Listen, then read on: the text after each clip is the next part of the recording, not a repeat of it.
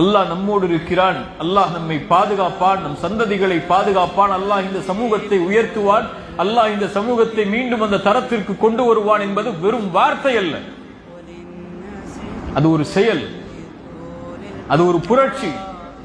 அல்லாஹோடு ஏற்படுகின்ற புரட்சி, சுன்னாவோடு ஏற்படுகின்ற புரட்சி, அல்லாஹுடைய தீனோடு ஏற்படுகின்ற புரட்சி, அல்லாஹுடைய குர்ஆனுடைய வழிகளோடு ஏற்படுகின்ற புரட்சி, குர்ஆன் சுன்னாவை பின்பற்றுவதில் ஏற்படுகின்ற புரட்சி, அல்லாஹுடைய தீனை குணமாக மார்க்கமாக என்னுடைய வழியாக செயல்படுத்துவதில் ஏற்படுகின்ற புரட்சி.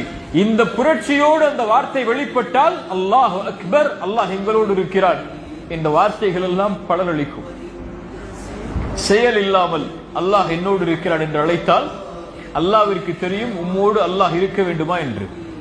அல்லாஹ் இறை நம்பிக்கை கொண்டவர்களோடு இருப்பான், அல்லாஹ் அல்லாஹ்வை சார்ந்திருப்பவர்களோடு இருப்பான், அல்லாஹ்வை நம்பிக்கை கொண்டவர்களோடு இருப்பான், அல்லாஹ்வுடைய தௌஹீதில் நிலைத்திருப்பவர்களோடு அல்லாஹ் இருப்பான்.